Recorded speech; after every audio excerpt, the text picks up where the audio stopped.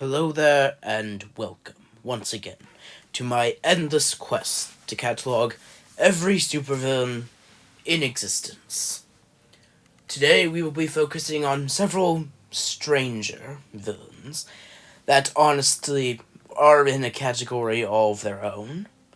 The first began as a mild-mannered herdman named K.C. Green.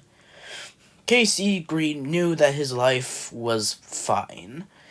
He had a house, a job, and there's not that much he could ask for. However, one day, his house burned down. But this was fine. He could get back up. Then he lost his job. This was fine. Then his girlfriend left him. This was fine. Then his dog died. Though he tried to convince himself that this was fine, that this was all fine, eventually he couldn't delude himself any further. Eventually he realized that none of this was fine, and that he would need to find some way he, to get back on his feet and, make some money. Unfortunately, he had no job experience whatsoever, so unfortunately for him, that was when he got a strange job offer from good old Area 53. Area 53 was this weird lab thing that had been doing experiments on superpowered subjects for a while, and were trying to create their own superpower subjects. When they approached K.C. Green, the offer to give him superpowers was one that he admittedly didn't want, but given his lack of money, he wasn't really in as much of a position to say no. Oh, with that said, they infused him with some strange animal DNA, turning him into a weird, strange dog hybrid that also, strangely enough, could control fire. I don't know the correlation, but oh well.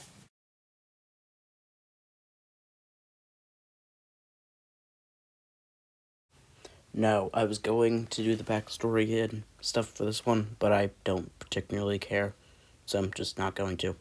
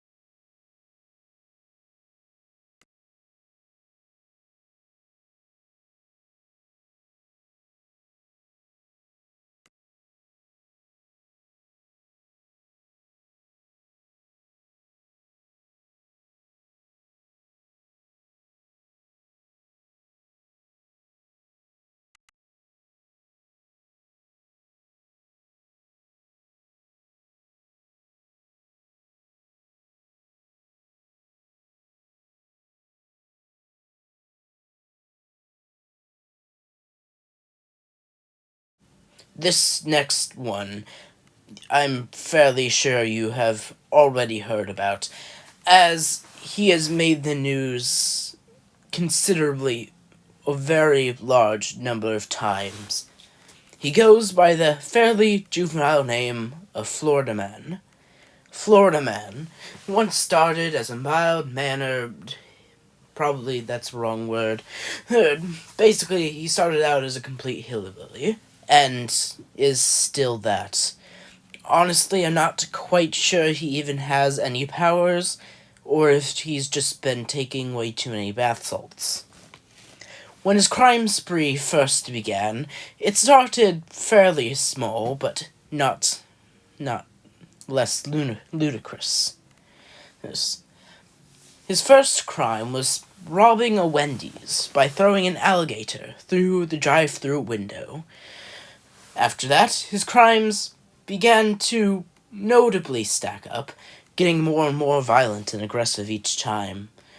From doing something as insane as trying to shoot a hurricane, into literally biting someone's face off, Florida Man was a menace to society. And unfortunately, due to Florida's open public awareness laws that allow anyone to access police records at any time, his name was going down in infamy. Mostly in memes. People on the internet got a hold of these articles and police records and made a laughingstock of it. Now, this definitely was not planned. I doubt Florida Man had the intelligence needed to plan such a disastrous act, but his popularity gave him a somewhat immunity, as no impartial jury would be willing to condemn him, as he provided much too much entertainment for them. This seems very, very anti-just... never mind. Oh, look, apparently he just tried to blow up a gas station because he didn't get a pizza.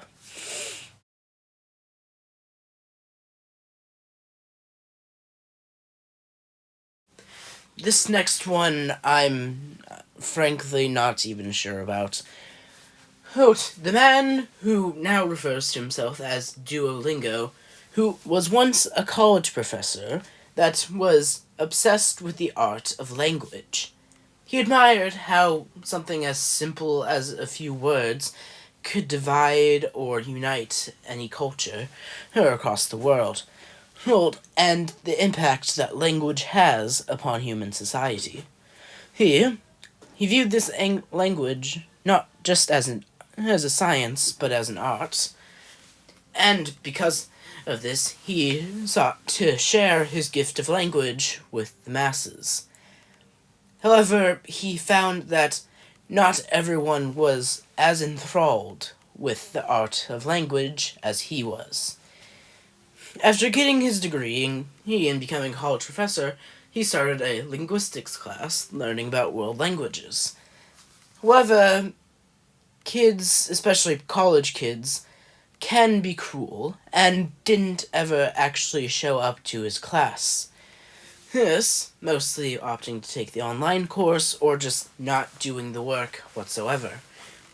This greatly angered Duolingo, who, in his mind, his students were ignorant to the great art and science that was language. And because of this, they must pay. He, instead of doing a normal thing of sending out an email or making lessons mandatory, he decided to get himself a suit, grab a few machine guns, and go openly torment the people that were skipping his classes. Again, as mentioned, taking on the name Duolingo. At first, he decided to go small, only torturing one student at a time. But often, for months, he would take one student at a time captive, either threatening their family or torturing them until they actually learn their language that they selected. Though the torturing family, in my opinion, seems much worse. Eventually, he would be caught, but somehow he would manage to escape literally every time. I don't know how he hasn't been arrested yet. For all I know, he has 0 powers. At least as far as we're aware. Well, I think that is about all for today. So, happy April Fool's Day, and... Oh, sorry, there's someone at the door. Hello? You didn't finish your German lesson. Prepare to die. No, I swear, I was going to do it! No!